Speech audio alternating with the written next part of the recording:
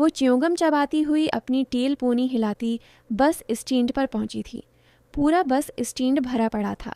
वो हमेशा की तरह पास पड़े एक बड़े से पत्थर पर धूप से बैठती बस का इंतज़ार करने लगी। उसकी स्याह बड़ी बड़ी आंखें चारों तरफ का जायज़ा ले रही थीं। उसके चेहरे पर बेनियाजी अय्यां थी। सुबह की सुबह ताई अम्मी से झगड़ा हो गया था। बस के आते ही वो जल्दी से उसमें सवार हो गई। हिया मेरी जान तुम आ गई, कहाँ थी 2 दिन से? कॉलेज के गेट से दाखिल होते ही महरूज़ हिया के गले लगती खुशी से पूछने लगी। बस ज़रा तबीयत ख़राब थी इसलिए छुट्टी कर ली, तो बता कैसे गुजरे 2 दिन मेरे बगैर? उसके साथ चलती हुई वो अपने अपार्टमेंट की तरफ बढ़ने लगी। दिन बहुत बुरंग गुजरे, तो बता तबीयत को क्या हुआ? महरूज़ मुना बनाकर कहती उससे सवाल कर गई। कुछ नहीं यार, बस वैसे ही, बेनियाजी से कहा गया। ताई अम्मी ने कुछ कहा किया, तेरा मूड अभी भी कुछ ख़राब लगता है। महरूज़ ने अंदाज़ा लगाया था। क्या बताऊँ, सुबह भी झगड़ा हो गया, नाश्ता भी नहीं कर सकी, पेट में चूहे दौड़ रहे हैं। अपने पेट पर हाथ फेरती बेबसी से बोली, अच्छा चल कैंटीन कुछ खाते हैं, फिर मुझे पूरी बात बता। महरूज़ उसे कैंटीन ले गई। चल अब शुरू हो जा। बर्गर और कोक पीने के बाद महरूज़ ने उसे बोलने को कहा। यार छोड़ना, तुझे पता तो है क्या करती हैं वो। आज बस आप ही को सुबह सुबह बातें सुना रही थीं। मैंने 2-4 खरी खरी सुनाए और नाश्ता छोड़ कर आ गई। उसने हाथ साफ करते आम से अंदाज में कहा। तो गुस्सा खाने पर मत निकाला कर, चल अब चलते हैं, क्लास का टाइम होने वाला है। वो ये कहती बैग उठाकर खड़ी हो गई। तुझे पता है क्लास में नया स्टूडेंट आया है, बहुत ही सादा सा है बेचारा। वो देख वहाँ बैठा है। माही उसे 2 दिन की अपडेट दे रही थी। लड़के को छोड़ यार, तुझे कुछ और नहीं सोचता क्या? हिया बीजारी से कहती किताब खोलने लगी। सुन तो, वो देख तो सही कितना सीधा सा है। उसे तंग करेंगे ब्रेक टाइम में, ठीक है, और काफ़ी ज़हीन भी है, नोट्स वगैरह बनवा लेंगे। माही उसे पूरा प्लान बताने लगी। वो बीजारी से अपनी टील पूनी हाथों से घमाती वहाँ देखने लगी। वो लड़का वाकई सीधा सा था। अकेले ही बैठा किताबों में सर दिए हुए था। किसी से बातचीत भी नहीं करता था। ब्रेक टाइम में वो माही के इसरार पर कैंटीन में उसके पास जा बैठी, जो जूस पीने में मसरूफ़ था। उसे देखकर चौंका। न्यू एडमिशन हो? उसने सवाल धरा। जी, कोई काम था क्या? उसने जवाब देकर आखिर में सवाल पूछा। नहीं, मेरी दोस्त को तुमसे कुछ कहना है, मैं चलती हूँ। हिया माही को वहाँ छोड़कर उठ खड़ी हुई। उसे वैसे भी इस सब में कोई दिलचस्पी नहीं थी। महरूज़ उसे जाता देखकर गुस्से से पैर पटकती उसके पीछे लपकी, जबकि वो लड़का अपनी आंखों में अजीब चमक लिए उसकी हवा में लहराती टेल पूनी को देखने लगा। हिया, मत बोला करो ना, तुम्हें पता तो है ताई अम्मी का, फिर यूं ही लड़ती हो। सुबह भी भूखी चली गई थी। बशरी आपी उसके सामने दाल चावल रखती फिक्रमंदी से बोली। ये खाना कैसे लाएं और आपने खाया? उसने खाना देखकर सवाल किया। हाँ, मैंने खा लिया है, ये मैंने ताई से नज़र बचाकर छिपा लिया था, अब खा लो जल्दी से। वो प्लेट उसके आगे करके जल्दी से बोले। वो चुपचाप खाने लगी थी। उसके जहन में अपने बाप का चेहरा लहराया था। कितने जालिम बाप की औलाद हैं हम दोनों। वो तो अपनी मस्ती में जी रहे हैं, हम यहाँ अजाब में पड़े हैं। वो तंजिया हंसकर बोली तो बशरी ने अचंभे से उसे देखा। हिया, मत बोला करो ऐसा, जैसे भी हैं वालिद हैं हमारे। मैं नहीं मानती उन्हें अपना बाप, क्या मिला हमें उनसे? बस जाते हुए अपनी वो सुकार्ड जायदाद मेरे नाम कर गए, और अब ताया ताई किसी तरह वो हथियाना चाहते हैं, और जिस दिन ये जायदाद भी उनके नाम हो जाएगी, उस दिन हम इस घर से बाहर। नहीं, कभी नहीं। ये घर मेरा है, मेरा, और किसी की इतनी मजाल जो मेरे ही घर से मुझे निकाले। वो गुस्से से पागलों की तरह बोल रही थी। हिया, तुम ऐसा कुछ नहीं करोगी। चुपचाप जैसे ज़िंदगी गुजर रही है गुजारो, जायदाद को भूल जाओ, समझी? बशरी उसका बाजू पकड़े अंगली उठाकर वारन करने लगी। आप कब तक ये सब सहती रहेंगी? कब तक? मुझसे ये सब नहीं होता। वो बिफरी हुई बेड से उठकर वाशरूम में घुस गई। बशरी ने अपना सिर हाथ में गिरा लिया। क्या करूँ मैं इसका? किसी दिन बहुत जलील करवाएगी। वो फिक्रमंदी से वाशरूम के बंद दरवाजे को देखते बोली। वो ऐसी ही थी, बाप के जिक्र पर यूं ही बिफर जाती थी, मगर फिर कुछ देर बाद नॉर्मल हो जाती। मगर फिर भी बशरी हर वक्त उसके रवैये से परेशान रहती। उसे डर था कहीं वो किसी से कुछ कह न दे, वरना ताई जीना मुश्किल कर देंगी। वो दोनों बातें करती हुई क्लास में जा रही थी। जब एक तरफ उन्हें कुछ स्टूडेंट्स की भीड़ दिखाई दी। तजस्सुस के हाथों मजबूर होकर वो दोनों धक्का मक्की करती आगे पहुँचे तो वही लड़का ज़मीन पर बैठा अपनी किताबें समेट रहा था और कुछ सीनियर्स उसका मजाक उड़ा रहे थे। बाकी सब तमाशा देखने खड़े थे। ये क्या तमाशा है? कोई थिएटर खुला है क्या? चलो सब क्लास में जाओ। वो सबको गुस्से से घूरती आगे बढ़ी। हेलो मिस, तुम दूर ही रहो हमसे, तुम्हारा मामला नहीं। एक सीनियर उसे मशूरा देते उस लड़के पर झुका और उसकी किताबें छीन लें। उसे बहुत बुरा लगा था। वो लड़का बहुत शरीफ मालूम होता था, इसीलिए तो कुछ कह ही नहीं रहा था, बस खामोशी से अपना बस्ता लिए खड़ा अपनी किताबें मांग रहा था। किताबें वापस करो, हिया ने सख्ती से कहा तो सीनियर लड़के ने आई बरो अचका कर उसे देखा।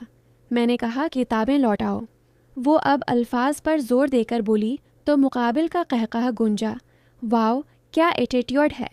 वो मजाक उड़ाने वाले अंदाज में बोला, मगर इससे पहले कि वो कुछ और बोलता, हिया का ज़ोरदार थप्पड़ उसका गाल लाल कर गया। वो अपने गाल पर हाथ रखे हैरत से उस छटांग भर लड़की को देखने लगा। वो उसके हाथ से किताबें छीनकर उस लड़के का हाथ पकड़े वहाँ से निकल आई। शुक्रिया मेरी मदद करने के लिए, उसने मुस्कुराकर शुक्रिया अदा किया। तुम्हारा नाम? सिकंदर शाह। नाइस, वैसे तुम इतने डरपोक क्यों हो? मना तोड़ देते उसका। वो दोनों बेंच पर बैठ गए थे। क्लास तो वैसे भी मस हो चुकी थी। माही न जाने कहाँ रह गई थी। सच बताऊं तो मुझे लड़ना अच्छा नहीं लगता, और वो थे भी सीनियर्स। अगर मारपटाई हो जाती तो। वो खुशिया कर हंसता कहने लगा, सीधा सीधा कहो ना, डर लगता है। हिया ने तंज किया, हाँ हाँ यही समझ लो। वो सर खुजाते हंसने लगा। वो दोनों अगली क्लास तक बेंच पर बैठे बातें करते रहे। इनमें थोड़ी बहुत दोस्ती हो चुकी थी। माही ने जब उन दोनों को एक साथ क्लास में आते देखा तो मन्ना खोले हैरान रह गई। हिया पहली बार किसी लड़के से हंस हंस कर बातें कर रही थी। क्या चल रहा है ये? वो उसके साथ आकर बैठी तो पूछे बना न रह सकी। कुछ नहीं चल रहा, मुझे नोटिस दे देना, मेरी क्लास मिस हो गई। वो अपनी टील पूनी झुटक कर बेनियाजी से बोली, लो महारानी साहबा भी आ गईं, चलो अब किचन में हाथ चलाओ, बहन के साथ काम करवाओ। वो फरेश होकर बाहर आई तो ताई अम्मी उसे आर्डर देती ड्राइंग रूम में चली गईं। कौन आया है आपी? वो किचन में दाखिल होती बोली, मेहमान हैं, तुम बस ये चाय प्यालियों में डालो, मैं चेंज करके आती हूँ।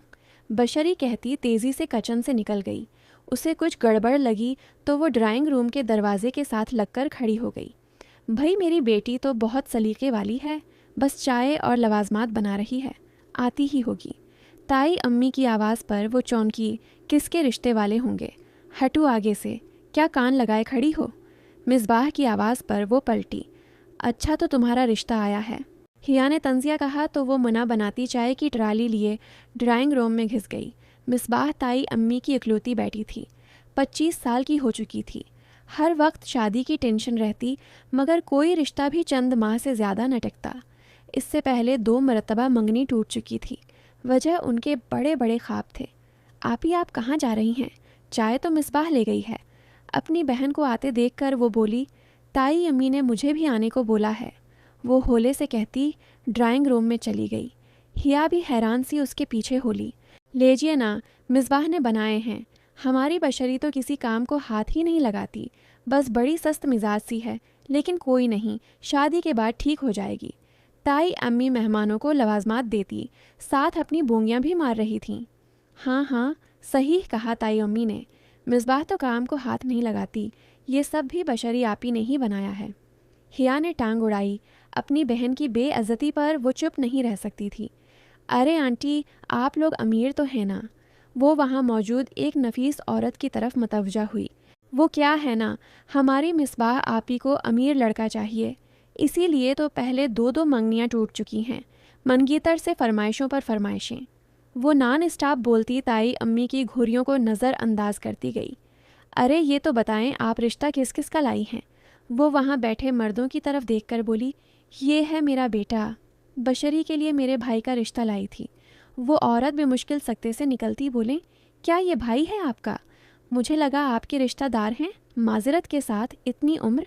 वो हैरान होती बोली, बेटा तो नौजवान और प्रशिक्ष था, मगर भाई 40 साल का था। वो ना असल में पहली बीवी फूत हो गई थी तो। मैंने बताया था तुम्हारी ताई अम्मी को। वो औरत बोलती हुई ताई की तरफ मड़ी जो लाल भभूका होती हिया को देख रही थी। बशरी भी फिक्रमंदी से हाथ मरोड़ती हिया को खींचती हुई बाहर ले जाने लगी। आंटी मेहरबानी है आपकी, मेरी बहन आप बड्ढे खूस्ट भाई से शादी नहीं करेगी। वो जाते जाते भी बाज न आई। वो सर झुकाए सूफे पर बैठे ताया फुरकान के सामने खड़ी थी। ताय भी वहीं बैठी कहरबार नज़रों से उसे देख रही थी। मिसबाह और बुशरी को अंदर आने से मना कर दिया था। कुछ ज़्यादा पर पर्जे नहीं निकल आए। तुम्हारे ताया की गंभीर आवाज़ ने उसके दिल की धड़कनें तेज़ कर दीं। मेहमानों के सामने क्या तमाशा लगाया तुमने? वो झुझकते हुए बोलने लगी। ताया जी, वो बहुत उम्र वाला बंदा था। ताए अम्मी, मेरी आपी की शादी ऐसे बंदे से नहीं कर सकते हैं। उसने तफसील बताई। शादी हुई तो नहीं ना, वो सिर्फ देखने आए थे। हमने कौन सा इन्हें बुशरी को उसी वक्त थमा देना था। ताए अम्मी ने नरमी से कहा। उनका नरम लहजा हिया के गले में अटका था। आइंदा ऐसा ना हो, चलो जाओ। अब ताया ने उसे कमरे से जाने का कहा तो वो सर हिलाती बाहर चली गई। फुरकान साहब और गुलफाम साहब दो ही भाई थे। उनकी शादियां भी पसंद की हुई थीं। गुलफाम साहब की बीवी शहला तो सादा तबीयत की थी, मगर फुरकान साहब की बीवी सोबिया इंतहाई शातिर दिमाग की थी। उनकी एक बेटी मिसबाह और एक बेटा शहरोज़ था, जो बाहर पढ़ने के लिए 2 साल पहले ही गया था। जबकि गुलफाम की 2 बेटियां बुशरी और हिया थीं। हिया जब 16 साल की थी तब गुलफाम साहब ने दूसरी शादी कर ली और उस घर को छोड़ दिया। जाने से पहले अपनी सारी जायदाद हिया के नाम कर गए। ये सदमा सहना शहला के लिए मुश्किल था, सो उनके जाने के 1 साल बाद वो हार्ट अटैक से चल बसी। यूं वो 2 बेटियां अपने ताया और ताई के रहमो करम पर आ गईं। फुरकान साहब बुरे तो न थे, मगर बीवी की बरीन वाशंग और हर वक्त की पढ़ाई पट्टियों का असर था कि वो भी अपनी भतीजियों और भाई से सख्त बदगुमान हो चुके थे। यही वजह थी कि अपने भाई गुलफाम को इस घर में दोबारा कभी कदम भी न रखने दिया। हयात आए के जुल्म सहती सहती अपने बाप से नफरत करने लगी, जो इस अजाब में उन्हें झोंक गए थे और मुड़कर कभी खबर भी न ली थी। क्या हुआ, ताया जी ने कुछ कहा तो नहीं? बुशरी ने उसे कमरे में आते देखा तो पूछा नहीं। मुख्तसर जवाब देकर वो बस्तर में घिस गई। ताई ने उसे सब्जी लेने भेजा था। सख्त गर्मी में वो पसीना दुपटे से साफ करती, सब्जी का शापर उठाए रक्शे का इंतज़ार कर रही थी। जब किसी की ज़ोरदार टक्कर से सब्जी का शापर फड़ा और सारी सब्जी सड़क पर ढेर हो गई। या अल्लाह, ये क्या! वो गुस्से से पलटी, मगर मुकाबिल को देखकर चौंक गई। आप यहाँ, वो हड़बड़ाती हुई सब्जी समेटने लगी। बुशरी सूरी गलती से हो गया। आप यहाँ इतनी गर्मी में? उसने ग्लासेस उतार कर इसकी मदद करते हैरत से पूछा। जी घर जा रही हूँ, सब्जी लेने आई थी। वो उठते हुए बोली, चलें। मैं भी घर ही जा रहा हूँ, मम्मा को सरप्राइज़ देना था। शहरोज़ उसे लिए गाड़ी की तरफ आया। गाड़ी में मुकम्मल खामोशी थी। शहरोज़ की आवाज़ ने खामोशी को तोड़ा। मैं 2 दिन से आया हुआ हूँ, घर पर सरप्राइज़ देना था तो अब घर जा रहा था। जी, बुशरी ने मुख्तसरन कहा। क्या वाकई तुम्हारी ताए तो बड़ी जालिम निकली बड्ढे से। शादी तेरी आपी की माही हैरान हुए जा रही थी। बस कर, अब मन्ना बंद कर ले, मक्खी चली जाएगी। हिया मन्ना बनाकर बोली तो माही ने आंखें घमाकर उसे देखा। हेलो गाइस, कैसी हो? सिकंदर की आवाज़ पर वो दोनों चौंके। हेलो, हम ठीक, तुम सुनाओ? माही उसके साथ बातों में लग गई। हिया खामोशी से जूस पीने लगी। तुम ठीक हो? कोई प्रॉब्लम है? सिकंदर ने हिया को चुप देखकर पूछा। मैं ठीक हूँ, तुम लोग बातें करो, मैं चलती हूँ। आप ही का मैसेज आया है, जल्दी आने का कहा है। वो कहती हुई बैग उठाकर खड़ी हो गई। अच्छा, पहले क्यों नहीं बताया? मैं तो बूर हो जाऊंगी। माही मुन्हा बनाकर बोली। खैर है, तुम पढ़ना और मुझे नोट्स भेज देना, मैं चली हूँ। वो माही को हक करके वहाँ से निकल गई। गेट पर खड़े उसे 5 मिनट हो गए थे, लेकिन कोई रक्षा नहीं मिल रहा था। मैं ड्राप कर देता हूँ। सिकंदर की आवाज़ पर वो पलटी। आप कहाँ जा रहे हैं? उसने उसका सवाल नज़रअंदाज करते पूछा। मुझे कुछ काम था, आपको भी ड्रॉप कर देता हूँ, चलें। वो कहता हुआ आगे बढ़ गया। हिया ने गौर से उसे देखा। कॉलेज यूनिफॉर्म में, बालों के अच्छे से सेट किए, सरख व सफ़ेद रंगत तराशी हुई भूरी दाढ़ी। वो अपने हलिये से बहुत वजीहा नौजवान था। कहीं से भी नहीं लगता था कि वो इतना भूला होगा। अगर इसमें थोड़ा सा एटीट्यूड भर दिया जाए तो वो हर लड़की का क्रश हो सकता है, मगर उसकी हद से ज़्यादा मासूमियत उसे सूट नहीं करती। वो सिर झटक कर दूसरी तरफ मुड़ गई। आएँ। न सिकंदर ने उसे न आते देखकर आवाज़ दी। हिया ने उसकी चमकती हुई सफ़ेद फॉर्च्यूनर कार देखी तो दंग रह गई। ये तुम्हारी है? उसने पूछा।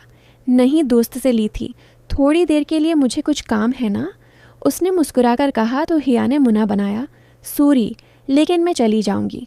मन होने के बावजूद वो उसके साथ नहीं बैठी। अगर ताई को पता चलता तो नया तूफान खड़ा कर देती, और वैसे भी यूं किसी गैर मर्द के साथ अकेली नहीं जा सकती थी। शहरोज़ भाई आप कब आए? वो फरेश होकर बाहर निकली तो शहरोज़ को लाउंज में बैठा देखकर चौंकी। आज दोपहर में ही आ गया था। कैसी हो? वो मुस्कुराकर जवाब देता। उसका हाल अहवाल पूछने लगा। मैं ठीक हूँ, आप सुनाएं कैसी रही पढ़ाई? वो उसके सामने वाले सूफे पर बैठते पूछने लगी। शहरोज़ एक हंसमुख और खुश अखलाक 24 साल का नौजवान था। इस घर में हिया की शहरोज़ से थोड़ी बहुत बनती थी, क्योंकि वो दूसरों की तरह तंग नज़र और खड़ूस नहीं था। अलबत्ता बुशरी को वो बचपन से पसंद करता था। उसका इल्म सब घर वालों को था, मगर सौबिया बेगम ये कहकर बात ख़त्म कर देती थी कि ये वक्ती कशिश होती है, अभी नासमिज है, जब थोड़ा समझदार होगा तो ये मोहब्बत का भूत खुद ही उतर जाएगा। आप ही बस करें, आप थक गई होंगी, जाएं नहा लें, देखें पसीने में भरी हुई हैं, बाकी का काम मैं कर लूँगी। हिया बुशरी को कोई तीसरी बार कह चुकी थी। हाँ, बस ये सलाद बना लूँ।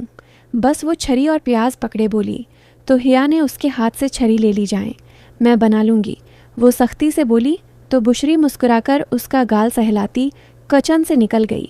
महारानी हाथ चला लो, तुम भी शादी शादी लगा रखी है, मगर काम एक नहीं आता। किचन के सामने से गुजरती मिसबाह को देखकर, तुम्हारी तरह अब जाहल तो हूँ नहीं जो किचन में ख्वार हूँ, मिसबाह मिना बनाती आगे बढ़ गई।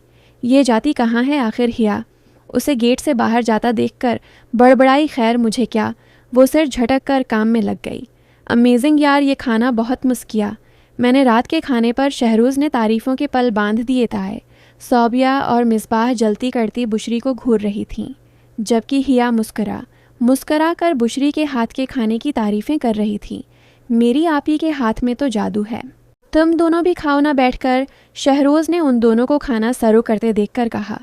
नहीं बेटा, उन्हें रहने दो, नौकरानी की हैसियत है, इन दोनों की हमारे साथ बैठकर नहीं खा सकते। ताई ने हिया के बोलने से पहले लुकमा दिया। वाट रब्श मम्मा, वो नौकरानियाँ नहीं, फैमिली मेंबर हैं। क्या नॉन सेंस बातें कर रही हैं? शहरोज़ बद मज़ा हुआ था। बैठो तुम दोनों खाना खाओ। अब वो हिया और बुशरी से मुखातिब हुआ। हिया ने भी शक्र किया था, इस बहाने इन्हें भी अच्छा खाने को मिल गया था। रोज़ के दाल चावल खा खा कर वह अकता गई थीं। खाने पर तायाजी नहीं थे, वो जल्दी खाकर सो जाते थे, वरना कजा मजाल जो खाते वक्त फजूल गुफ्तगू हो। अरे यार, तो यहाँ कब वापस आया? शहरोज़ किसी काम से बाहर आया था जब उसे अपने पुराने दोस्त की आवाज़ ने चौंकाया। कैसा है? मुझे कुछ ही दिन हुए हैं वापस आए, तो बता कहाँ गुम है? और ये वर्दी? शहरोज़ उससे गले मिलते परजोश आवाज़ में पूछने लगा। हाँ, मैं SHO हूँ इस इलाके का। वो इसके हैरान होने पर मुस्कुराकर बोला। वाह यार, 2 साल में बाहर क्या रहा तो इस पूरे इलाके का मालिक बन गया। हाँ हाँ, शहरोज़ हंसते हुए बोला। वैसे एक बात बता, सिकंदर नहीं, ISH और सिकंदर।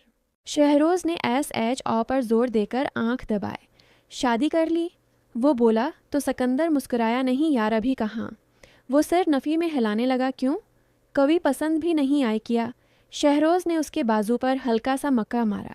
एक पसंद है तो, लेकिन अभी उसे बताया नहीं है, न जाने वो क्या सोचे। वो गहरी सांस लिए बोला।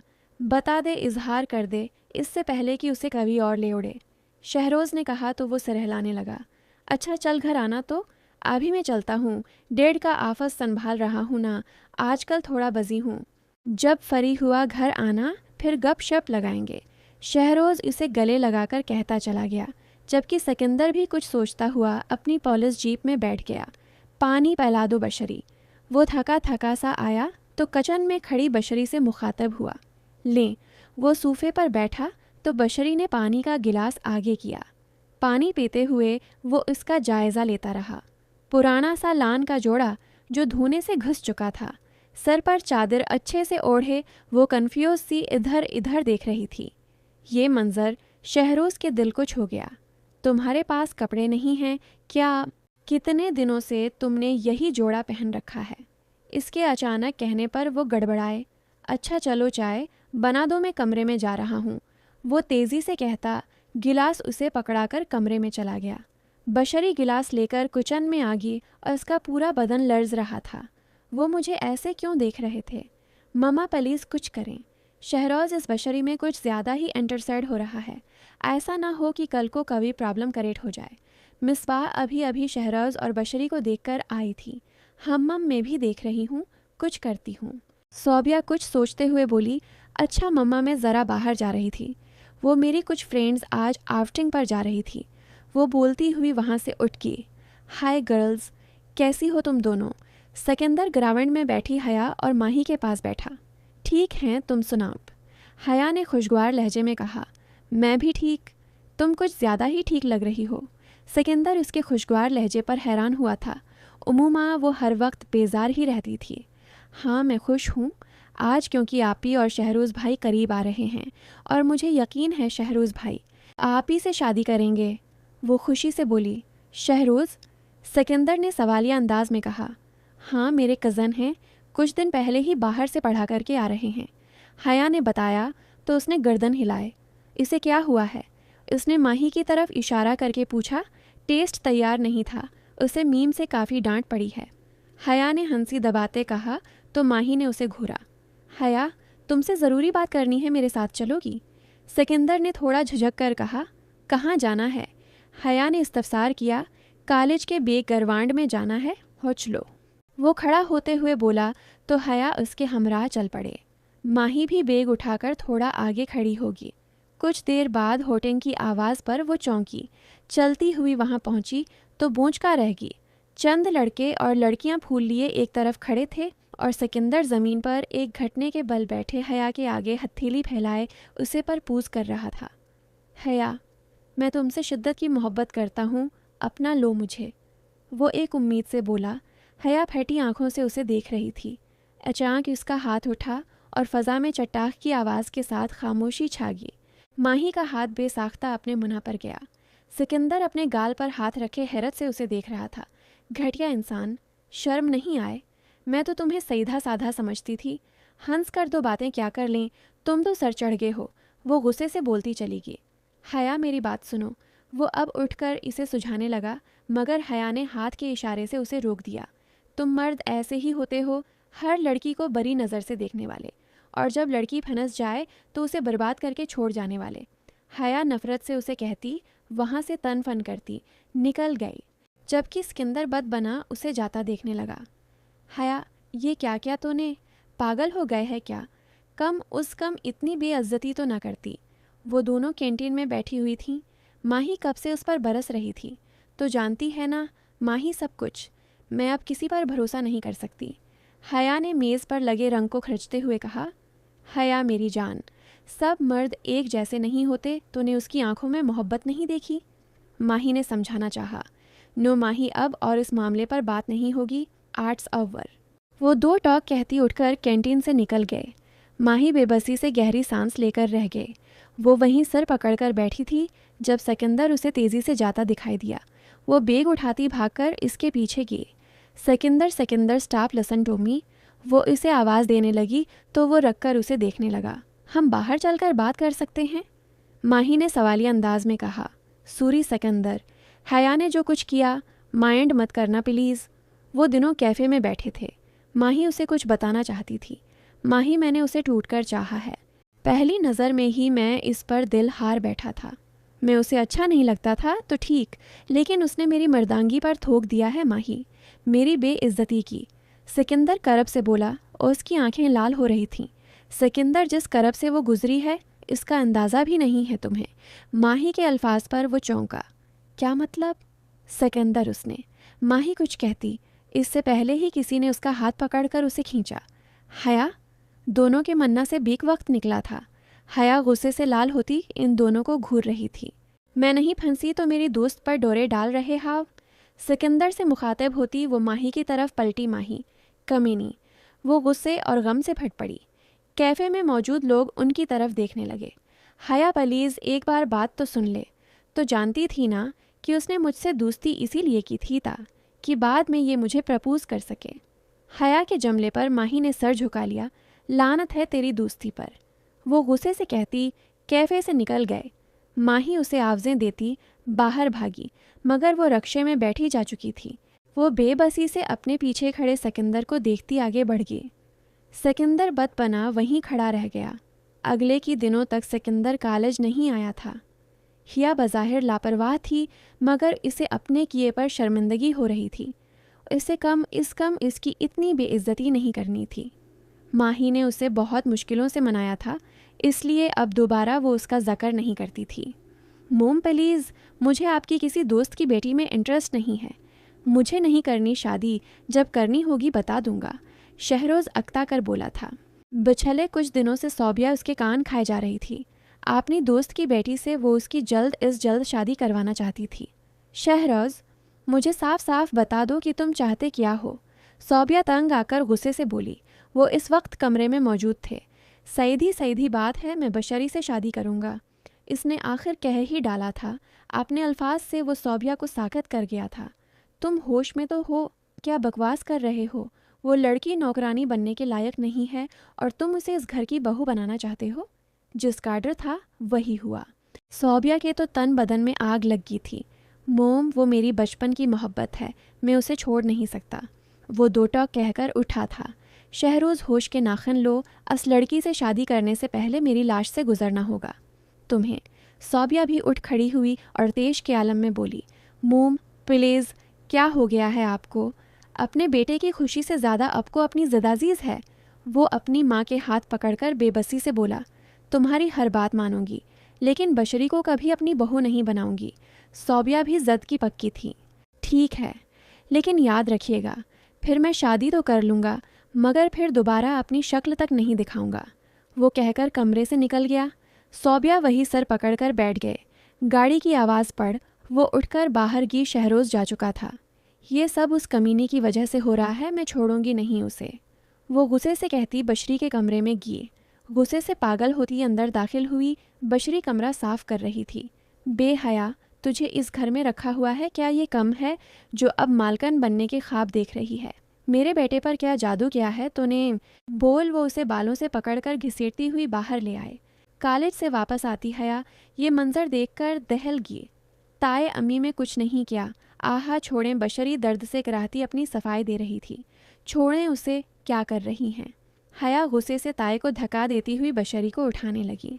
सौबिया दो सूफे से जा लगी। आज नहीं छोड़ूंगी इस कमीनी कैब। वो पागलों की तरह उठी और पास पड़ा गलदान उठाकर बशरी के सर पर दे मारा। ये सब इतनी जल्दी में हुआ कि कभी कुछ समझ न पाया। हया साकत सी बशरी के सर से निकलता खुद देखने लगी। सौबिया आंखें फाड़ी अपने खाली हाथों को देख रही थी। शहरोज़ सीधा सिकंदर के पास आया था, जो इस वक्त किसी केस के सिलसिले में हॉस्पिटल के पास आया था। इससे पहले कि वो दोनों कुछ बात करते, शहरोज़ का फ़ोन बज उठा और वो परेशानी में भागता हुआ वापस लौट गया। सिकंदर उसे आवाज़ें देता रह गया। वो वहीं तफ्तीश में मसरूफ़ था जब शहरोज़ किसी लड़की को बाहों में भरे तेज़ी से हॉस्पिटल में दाखिल हुआ। इसके पीछे एक और लड़की भी थी जो परेशानी में भागती हुई इसके पीछे जा रही थी। इसकी टेल पोनी ढेली हो चुकी थी। वो कॉलेज यूनिफॉर्म में थी। इसके चेहरे पर दुख और गुस्सा नुमायां था। हया, शहरोज़ और हया का क्या रिश्ता है? वो चौंक गया। रख फेर कर वो दूसरी तरफ देखने लगा, मबादा हया इसे देख न ले। कुछ देर बाद शहरोज़ थका सा इसके पास आकर बैठ गया। क्या हुआ, खैरियत? सिकंदर ने फ़ौरा इससे पूछा। शहरोज़ सर्द आ भरकर इसे सब कुछ बताने लगा। हया तुम्हारी कज़न है? वो शाक्ट सा पूछने लगा। हाँ, मगर तो क्यों हैरान है? शहरोज़ ने चौंक कर पूछा। बस यूं ही। अच्छा तो चल अंदर, ये पुलिस केस है, ऐसे तो तेरी मोम को मैं नहीं छोड़ूंगा। सिकंदर दानत पेश कर बोला। सिकंदर, मेरी समझ से सब बाहर में फंस चुका हूँ। शहरोज़ बेबसी से बोला। तो फिक्र मत कर, भाभी कैसी हैं? सिकंदर उसे तसल्ली देकर बशरी का पूछने लगा। ज़ख्म काफ़ी गहरा है, लेकिन ख़तरे की बात नहीं है, इसे कुछ देर में होश आ जाएगा। शहरोज़ इसे बताने लगा।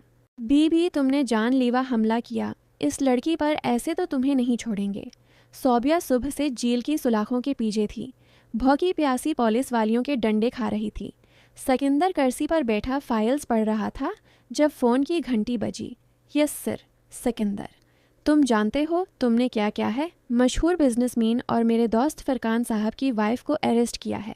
डीआईजी की बात पर वो गहरी सांस लेकर रह गया। सर, इन पर तशद्दुद का केस दर्ज हुआ है। किसने किया ये केस दर्ज? उन्होंने कहा, सर मेरे दोस्त की मोम है। वो उन्होंने अपने जेठ की बेटी पर बलावजा तशद्दुद किया, उसकी जान भी जा सकती थी। वो बोला, अभी के अभी उन्हें घर छोड़कर एक आँच भी न आए, उन्हें अपनी बात कहकर काल काट दी गए। सौबिया वापस आ गई थी। सिकंदर उसे घर छोड़ गया था, मगर थाने का एक दिन ही उसकी अक्ल ठिकाने लगा चुका था। ताया फरकान ने भी उन्हें खूब सुनाई थीं, जबकि हया ने उनका सामना करना छोड़ दिया था। वो बशरी की देखभाल खुद ही कर रही थी। घर के काम के लिए शहरोज़ ने मिलाजमा का बंदोबस्त कर दिया था। वो खुद भी अपनी माँ से कतराता फिर रहा था। वो सोच भी नहीं सकता था कि उसकी माँ इस हद तक गर सकती है। न जाने क्या क्या जुल्म करती रही होगी।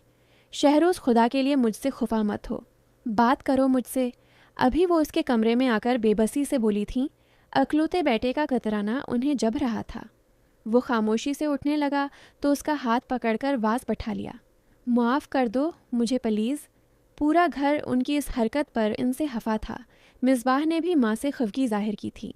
कम उसे मारना तो नहीं था, ये काम आप अक्ल से भी कर सकती थीं। उसकी बात से वो आजिज़ आ गई थीं, इसलिए अब कभी दूसरा रास्ता ढूंढ रही थी। मोम, आपने बहुत गलत किया। इस बेचारी को कुछ हो जाता तो मुझे बहुत तकलीफ़ होती है ये सोचकर कि मेरी माँ इतनी जालिम है। शहरोज़ तासुफ से बोला था। खैर माँ थी, वो इसकी इसलिए पघल गया, मगर दिल से मेल न गया था। उसे अब अपनी माँ पर भरोसा नहीं रहा था, इसीलिए उसने उन्हें बाकायदा कहा था कि आइंदा उसे कोई डांटे भी ना। हया, बशरी आपी ठीक तो है ना? माही फ़ोन पर हया से बशरी की तबीयत पूछ रही थी। हाँ ठीक है, तो सुना कॉलेज में क्या चल रहा है? हया ने पूछा तो कॉलेज का था, मगर उसके जहन में सिकंदर घूम रहा था। हाँ सब ठीक चल रहा है, बस तेरे बगैर बूर हो जाए हूँ, माही ने उदासी से कहा। शाम में उसके लिए नया तूफ़ान खड़ा था। ताया को किसी ने न जाने का कहा था कि उन्होंने हया का कॉलेज जाना बंद कर दिया। ताया, अबू, लेकिन मेरी पढ़ाई तो ख़त्म होने देते। वो दुख से बोली थी। मैं किसी किस्म का ख़तरा मोल नहीं ले सकता, मेरी भी कवी इज्जत है। राह चलते लोग मुझे ये कहते हैं कि आपके घर की लड़की लड़के के साथ घूमती हुई देखी है। ताया जी बिफर कर बोले, झूठ है ये, ऐसा कुछ नहीं है।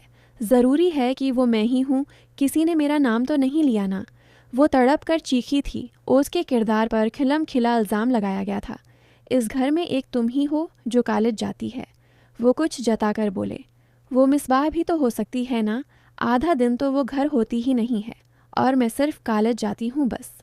आप पूछे इस शख्स से कि क्या मैं ही थी या कभी और? वो गुस्से से फट पड़ी। आए लड़की, तमीज़ से रहो, मिसबाह तुमसे बड़ी है और हमारी बेटी हमारा गुरूर है। वो गर्दन अकड़ा कर कहते वाक आवेट कर गए, जबकि वो वहीं खड़ी साकत व जामिद हो चुकी थी। शहरोज़ भाई, मैं अपनी पढ़ाई का हरज बर्दाश्त नहीं कर सकती, कम मेरा ये साल तो मुकम्मल होने दें। वो शहरोज़ के बाद छेड़ने पर गुस्से से बोली, शर्म तो तुझे बिल्कुल नहीं आती।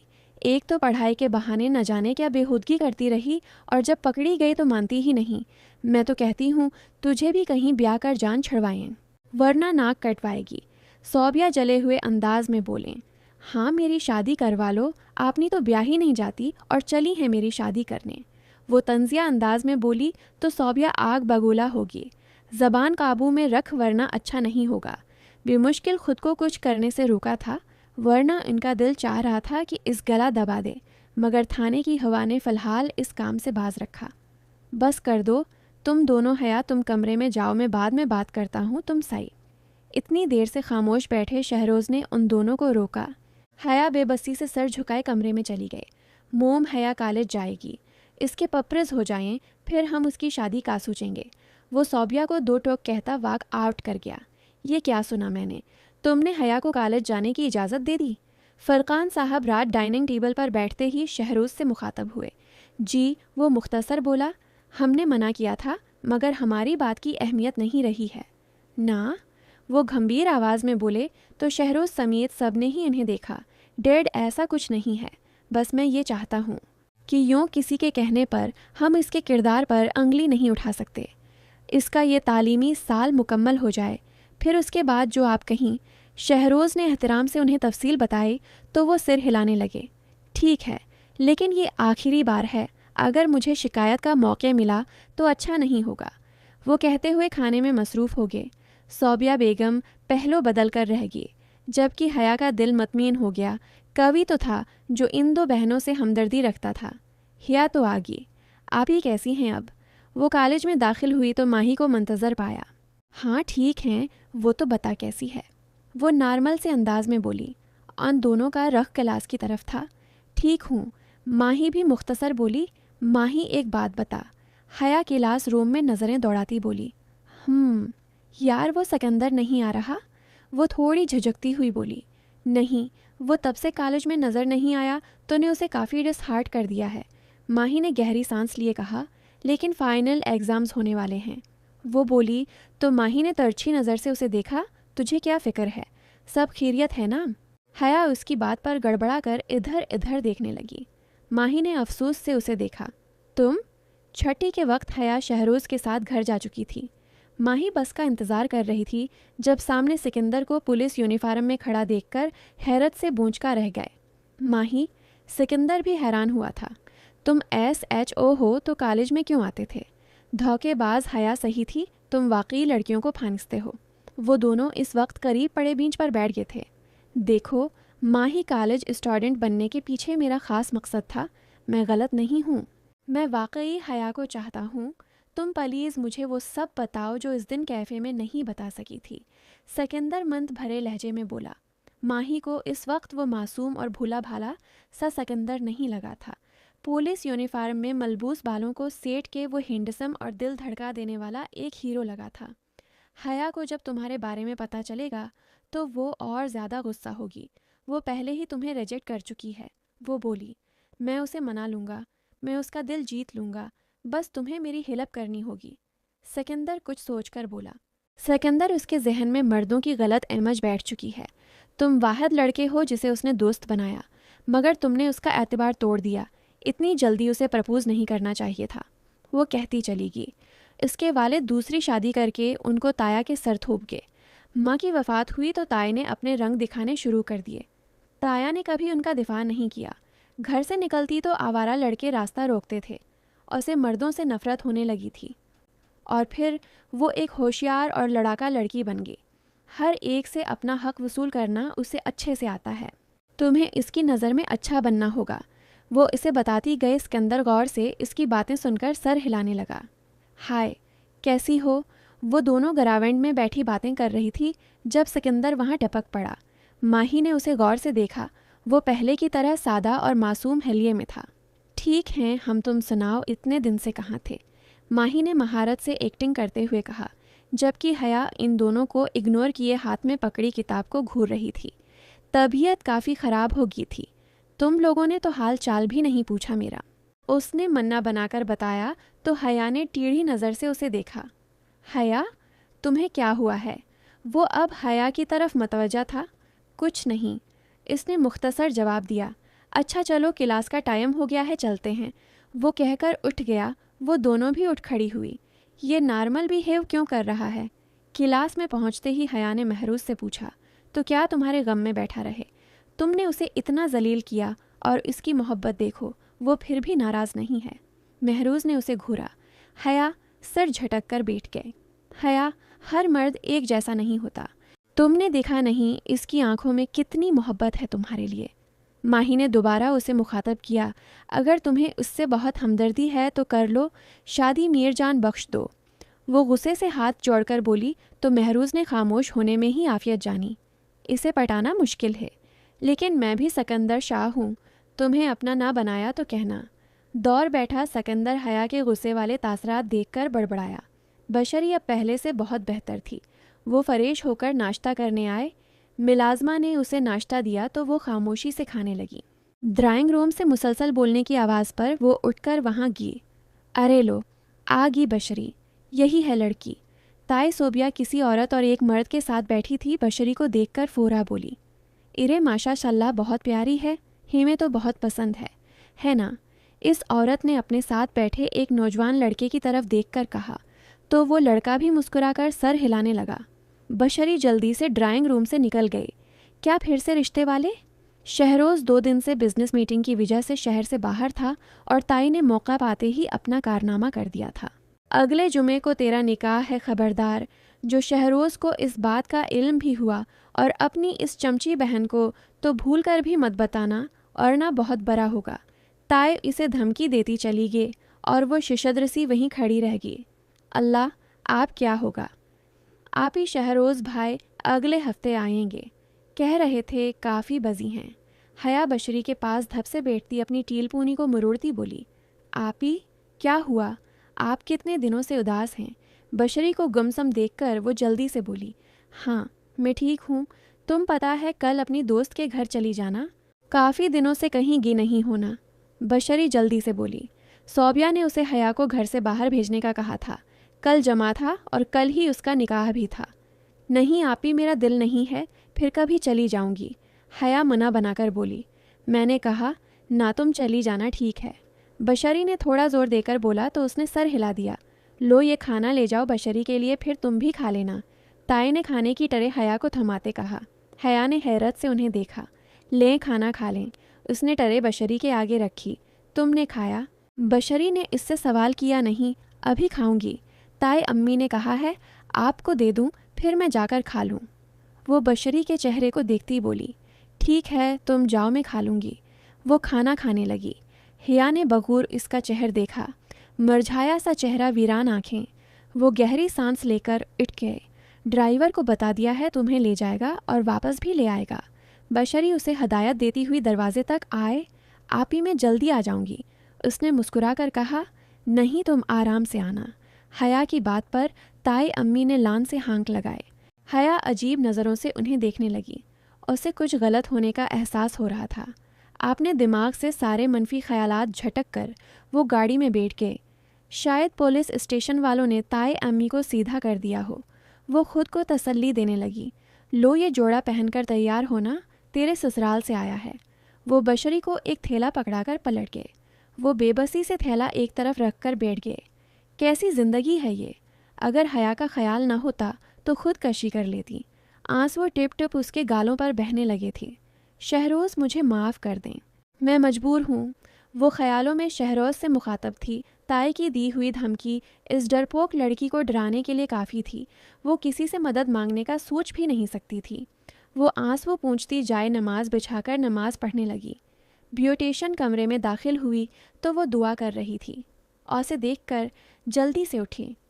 ममा, अगर शहरोज़ भाई ने उसकी शादी के बाद भी उसे न छोड़ा, मतलब अगर तलाक दिलवा दी तो? मिसबाह शीशे के सामने खड़ी तैयार होती माँ से बोली, ऐसा कुछ नहीं होगा, तेरे अब्बास सब संभाल लेंगे। वो लिपस्टिक लगाती बोली। फिर अपने बाल सेट करने लगे। आपने डैड को क्या बताया है? वो कैसे मान गए इस शादी के लिए? मिसबाह तजस्सुस से बोली। अरे तेरे बाप को ठगना को निसा मुश्किल काम है। मैंने कह दिया कि ये बशरी का आशिक है।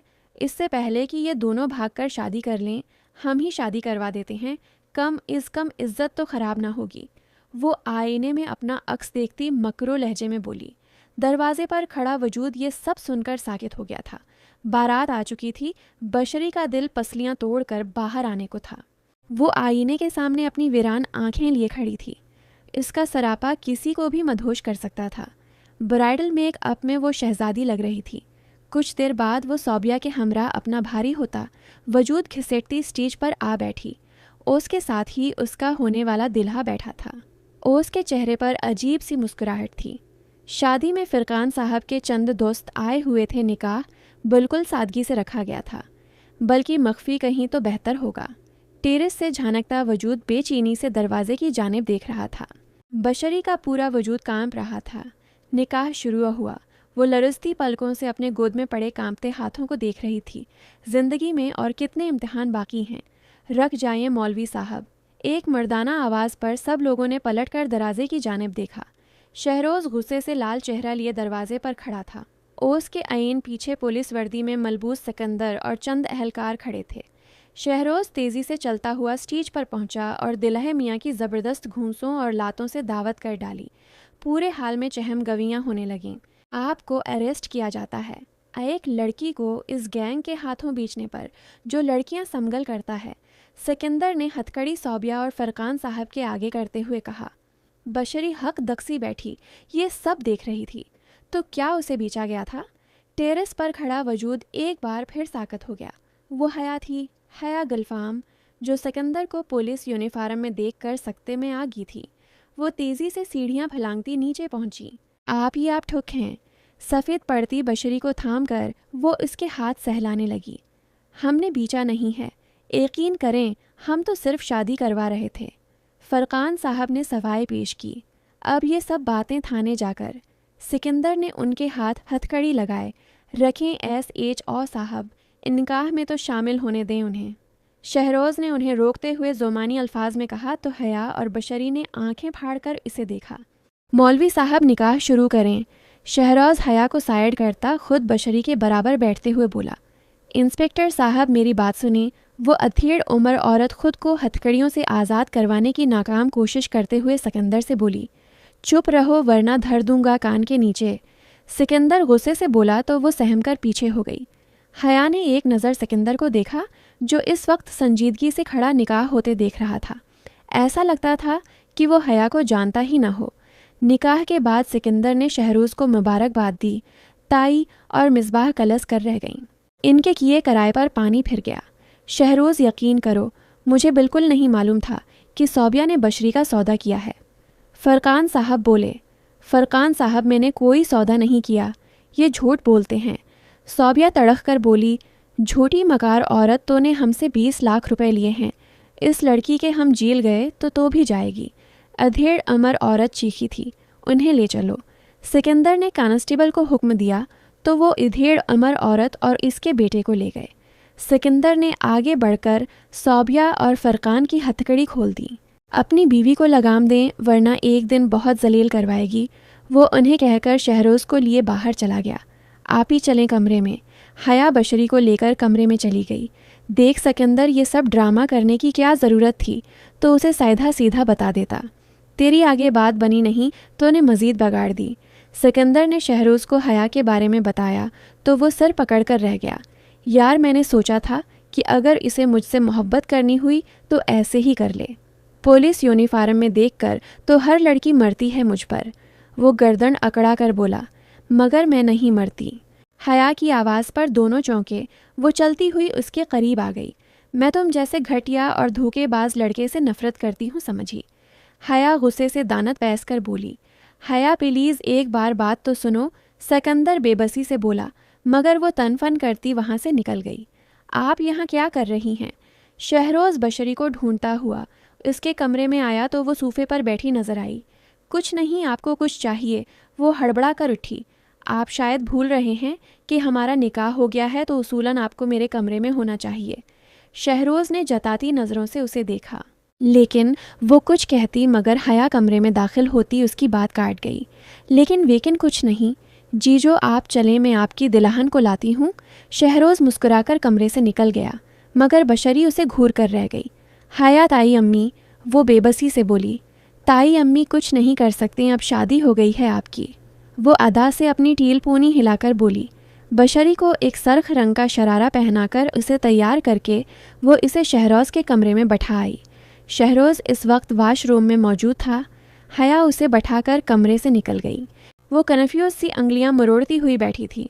वाशरूम का दरवाज़ा खुलने पर इसका दिल ज़ोर से धड़का। शहरोज़ मुस्कुराकर इसके पास आकर बैठ गया। माशा अल्लाह, वो इसका हुसैन चेहरा देखकर बेअख्तियार बोला। बशरी का दिल ज़ोर ज़ोर से धड़क रहा था। शहरोज़ ने उसका हाथ पकड़कर मोहब्बत से उसे देखा। मैं आपको कभी अकेला नहीं छोड़ूंगा, वादा है मेरा। बशरी ने सर उठाकर इसकी आंखों में देखा जहां मोहब्बत ही मोहब्बत थी। आप खुश हैं ना? बशरी ने उससे सवाल किया। बेहद खुश हूँ, वो मुस्कुरा कर बोला। आपको किसने बताया ये सब? मतलब आप तो अगले हफ्ते आने वाले थे ना? बशरी ने कुछ याद आने पर पूछा। मुझे मेरी साली पल पल की खबर दे रही थी। जब आपने उसे अपनी दोस्त के घर भेजा तो वो रास्ते से ही वापस आ गई थी।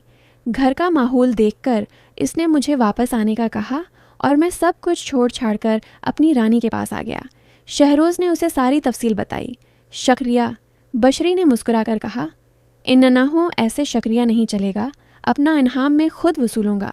वो शरारत से बोला। तो बशरी खुखलाकर हिंस दी। फरकान साहब से अच्छी भली बेइज्जत होने के बाद सौबिया अब गुस्से से भरी बैठी थी।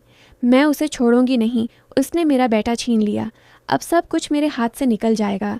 नहीं नहीं, मैं ऐसा नहीं होने दूंगी। वो पागलों की तरह खुद से बातें कर रही थी। वो अभी सोने लेटी ही थी जब उसके मोबाइल पर अनजान नंबर से कॉल आने लगी। पहले तो उसने इग्नोर किया, मगर दूसरी तरफ कोई पागल हो गया था। कॉल पर कॉल किए जा रहा था। हेलो जी, क्या क़यामत आ गई है? जो इस वक्त कॉल पर कॉल कर रहे हैं आप?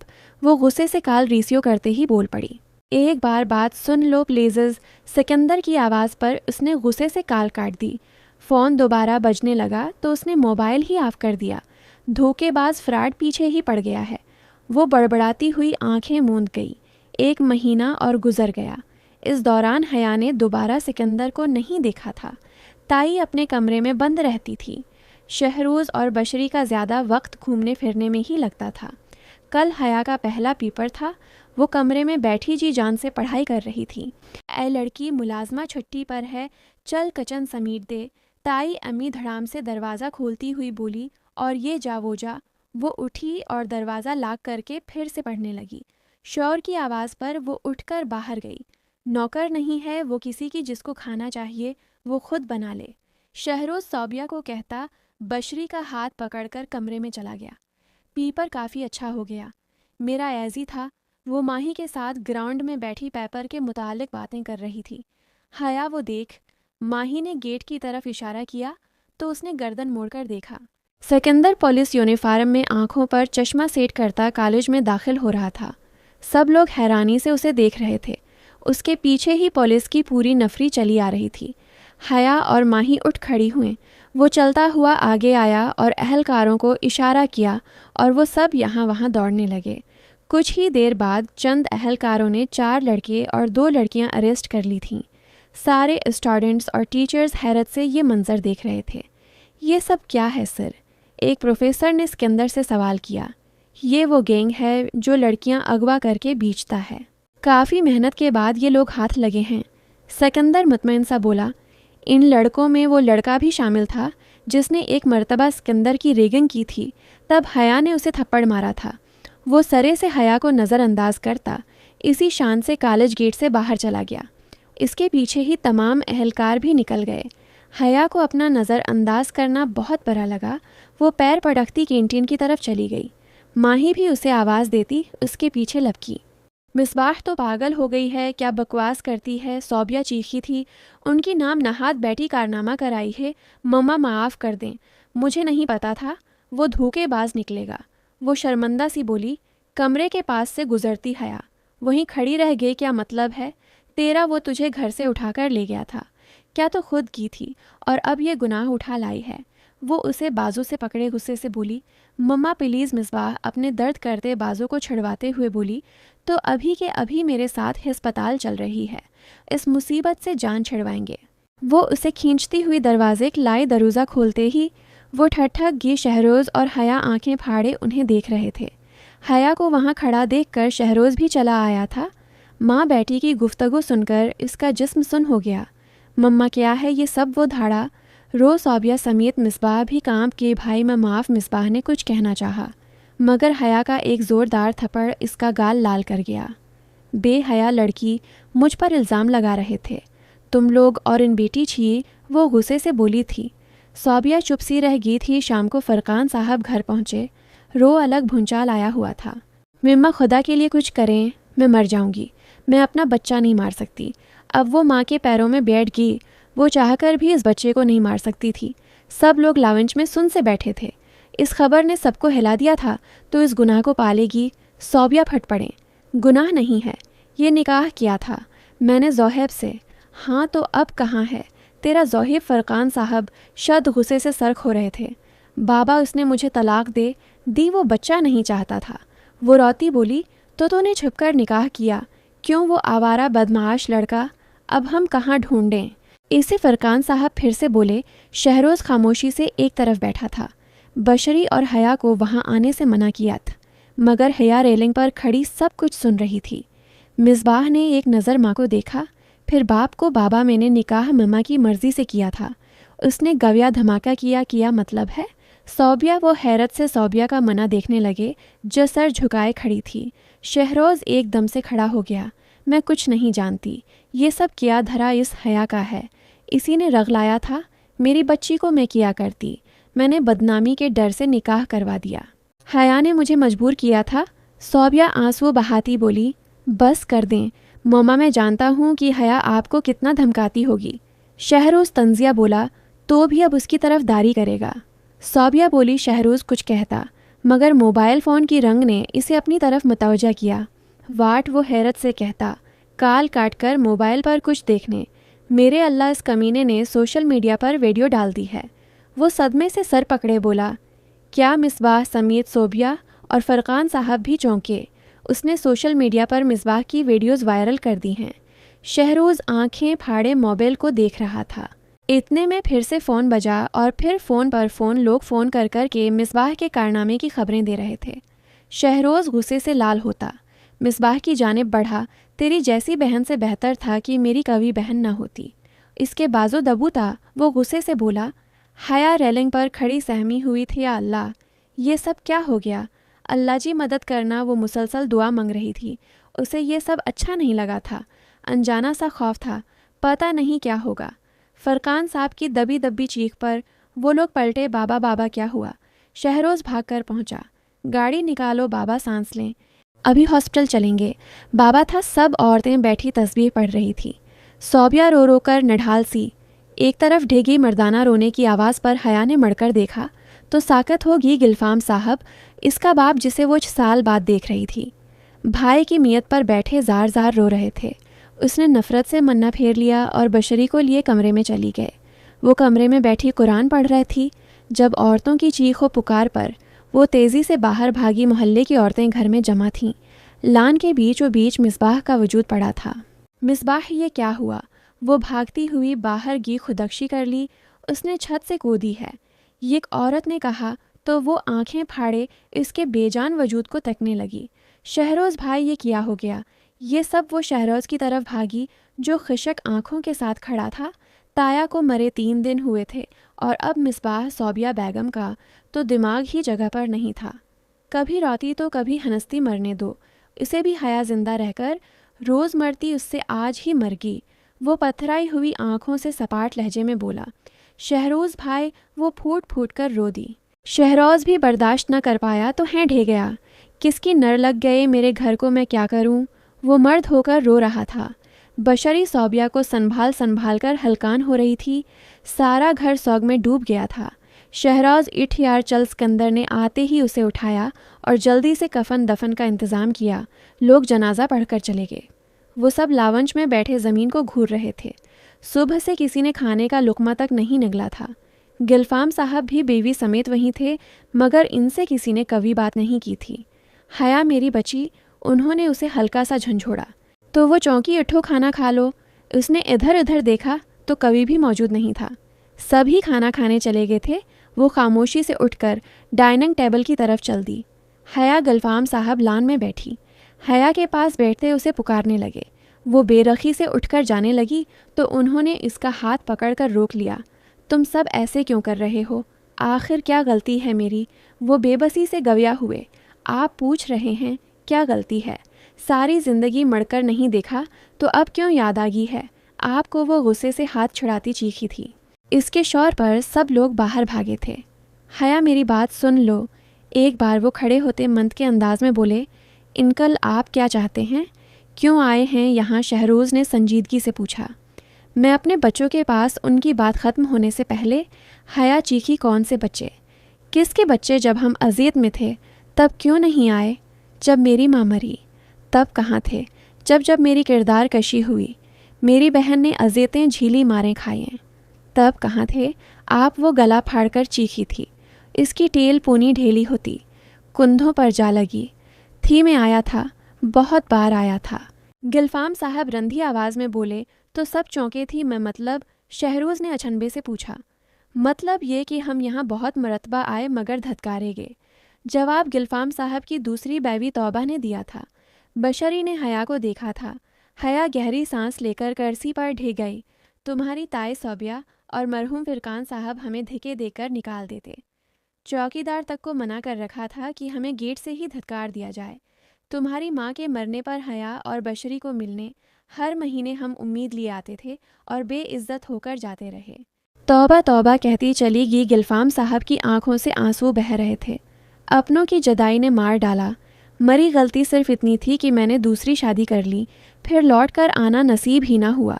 मेरा सगा भाई मुझे धत्कारता रहा। वो फूट फूट कर रो दिए थे। बशरी उनके पास जाकर बैठ गए। अबा रोए मत, हम साथ हैं ना। गिलफाम साहब ने अपनी बेटी को सीने से लगा लिया।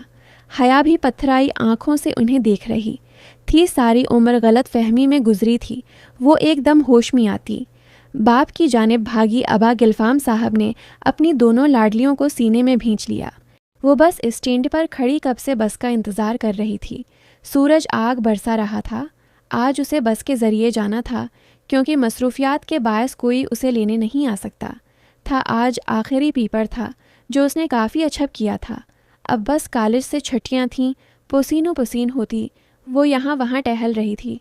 अका दका लोग वहाँ मौजूद थे, मगर ज़्यादा रिश न था। थक कर वो बेंच पर बैठ गई पिछले कुछ दिनों में घर का माहौल खुशगवार हो गया था, मगर उसके अंदर एक बेचैनी सी थी। इसकी वजह शायद सिकंदर था, जो वो उसे दोबारा नज़र नहीं आया था। बस आ चुकी थी। वो सिर झटकती उठकर बस में सवार हो गए। घर में दाखिल होते ही अजीब अफरातफरी मची हुई थी। सब लोग भागम भाग लगे हुए थे। बशरी किचन में तेज़ी से काम कर रही थी। मुलाजमा बैठक साफ करने में मसरूफ़ थी।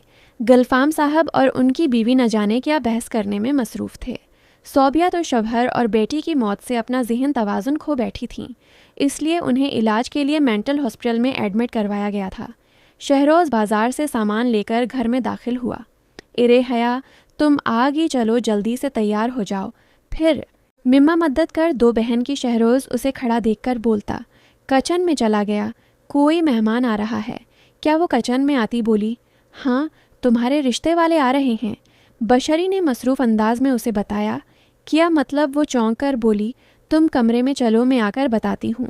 बशरी ने उसे किचन से बाहर दिखेला तो वो कमरे में चली गए। आप ही में शादी नहीं करना चाहती प्लीज़, वो सदमे से बोली थी। इसके रिश्ते वाले आ रहे थे और वो लोग जल्द ही शादी करना चाहते थे।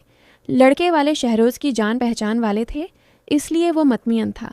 क्यों सारी उम्र हमारे सीने पर मोह गदलूगी। क्या तौबा कमरे में दाखिल होती उसे छेड़ने लगी। आंटी प्लीज़, वो बेबसी से बोली। आंटी हया, मैं आंटी हूँ, तौबा हैरत से बोली। सो सूरी में भूल जाती हूँ। अम्मी हया ज़बान दांतों में दबाती खिफ़त से बोली। तौबा उसे 100 बार बता चुकी थी कि उन्हें अम्मी बुलाया करे, मगर वो हमेशा भूल जाती थी। देखो हया, जो भी हो, शादी तो होगी ही और तुम्हारे बाबा भी यही चाहते हैं। अब तुम्हारी मर्ज़ी है। वो दोनों उसे समझाती। बाहर निकल गए। वो बेड पर बैठ गई। न जाने क्यों अजीब सी बेचैनी थी। क्या मैं सिकंदर को चाहती हूँ? वो खुद से सवाल करने लगी। नहीं, मैं क्यों किसी लड़के को पसंद करने लगी? इसे अगर मोहब्बत होती तो न ही मुझे नज़रअंदाज करता और न ही इतने दिनों तक गायब रहता। यही होती है मोहब्बत। ज़रा सी बेइज्जती पर ही औकात दिखा दी। वो खुद को खुद ही जवाब देती। तैयार होने चली गए। रिश्ता पक्के हो चुका था। लड़के की बहन और माँ हया को अंगूठी पहनाकर जा चुकी थीं। सुनने में आया था कि बहन शादीशुदा है।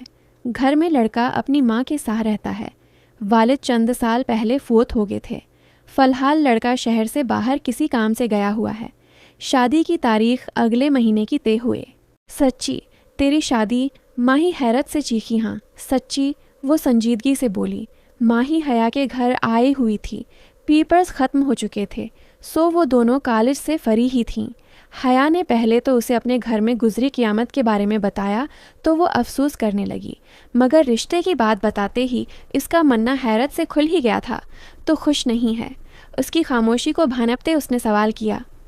उदास भी नहीं हूँ, बस कभी फीलिंग्स नहीं आ रही हैं। वो गहरी सांस लिए बोली। अच्छा लड़के की पक्ष तो दिखाओ। माही ने झट फरमाइश की। मैंने नहीं देखा लड़का, उसने बेजारगी से कहा। मतलब बना देखे शादी? वो हैरान हुई। मुझे दिलचस्पी नहीं है। लड़का देखने में वो उठकर खिड़की के पास खड़ी हो गए और घर में किसी ने भी जहमत नहीं की दिखाने की। माही की हैरत ख़त्म ही नहीं हो रही थी। वो खामोशी से खिड़की के बाहर देखती रही। हया तो सिकंदर को चाहती है, माही के एकदम कहने पर वो झटके से पलटी। पागल है क्या, बकवास मत कर, मैं क्यों इस मैसने को चाहूँगी। वो लापरवाही से बोली। तो यूं उदास क्यों है, देख तो अगर उसे चाहती है तो बोल दे, ऐस ना हो कि बाद में पछताना पड़े। उसने इसे समझाना चाहा, मगर वो अपनी टील पूनी झटकती बज़ाहिर लापरवाही से सूफे पर बैठ की शादी की तैयारियां ज़ोरों शोर पर थीं, मगर वो अपने अंदर की वीरानी के बायस कुछ भी खुशी से नहीं कर रही थी। अगर उसने एक बार भी पलट कर देखा होता तो शायद मैं कुछ सोच ही लेती, मगर वो तो भूल ही गया। वो लान में बैठी उदासी से सोचने लगी, फिर सर झटकती उठकर फूलों को देखने लगी।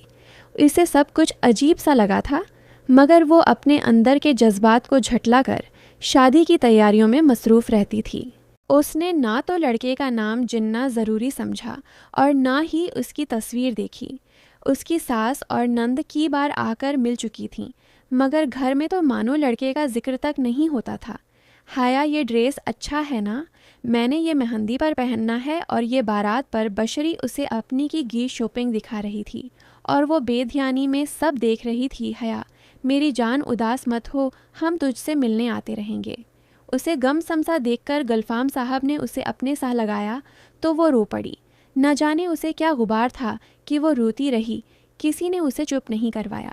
अपना गुबार उसने आंसू के ज़रिए निकाला और मतमीन सी हो कि अपने बाप की पसंद पर इसे पूरा भरोसा था, इसलिए वो मतमीन हो कि आखिर वो दिन आ ही गया। आज इसकी मेहंदी थी, सब लोग ही खुश थे। माही उसके हाथों पर मेहंदी लगा रही थी। वो सबको खुश देखकर खुश थी। जहन से सारी सोचें झटक कर वो मतमीन हो गई थी, माशाअल्लाह दुल्हन वो बहुत प्यारी है। एक औरत ने उसके माथे पर बूसा दिया था।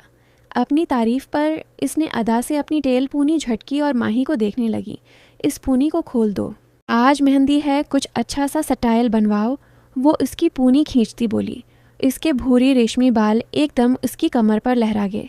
किसी ने बहुत गौर से उसके बाल देखे थी। इसके चेहरे पर तो मुस्कुराहट थी, मगर आँखों की वीरानी पर वो शख्स मुस्करा उठा। मेहंदी के फंक्शन के लिए उसे तैयार करने पार्लर वाली आ चुकी थी। तैयार होकर वो बहुत खूबसूरत लग रही थी। पार्लर वाली रुखसत हुई तो उसने दराज से एक फ़ोटो फ्रेम निकाला। अम्मी आप जिंदा होती ना तो मैं आपको अपने दिल का सारा हाल बताती। मैं आपके बना बहुत उदास हूँ, मुझे अजीब सी घटन हो रही है, मैं कैसे मैनेज करूँगी। वो रोती हुई उनकी तस्वीर से बातें कर रही थी। हया तैयार हो, बाहर से शायद माही ने पुकारा था। उसने जल्दी से आंसू साफ किए और तस्वीर को अपने बैग में रख लिया। वो इस तस्वीर को अपने पास ही रखना चाहती थी। पूरे फंक्शन में वो मुस्कुराहट अपने होठों पर चिपकाकर बैठी रही थी। बैठे बैठे कमर अकड़ रही थी। कमरे में आते ही उसने जल्दी से चेंज किया और बिस्तर पर ढेर हो गे थकन ने उसे कुछ सोचने का मौका ही न दिया और नींद की देवी उस पर मेहरबान होगी। इसकी आंख शोर से खली थी। इसके बगल में माही घोड़े बीचे सो रहे थी। वो न जाने कब उसके साथ आकर सोगी थी। वो बालों की पूनी बनाती उठी और कमरे से बाहर आ गई तो तौबा मिलाजमा पर बरस रही थी। ज़रूर इस मिलाजमा ने कभी निकान किया होगा। वो बड़बड़ाती हुई कमरे में आगे बारात का फंक्शन शाम में था। उसूलहा तो उसे सो जाना चाहिए था ताकि शाम को वो थकी हुई न होती, मगर उसे नींद नहीं आए तो वो टेरेस पर चली गई। आज बादल छाए हुए थे, यकीना बारिश लगनी थी। वो काफ़ी देर यूं ही टहलती रही, अपने हाथों पर लगी मेहंदी को घूरती रही। मेहंदी का रंग काफ़ी गहरा आया था। वो सिर झटक कर नीचे आने लगी। भूख भी अब ज़ोरों से लगने लगी थी।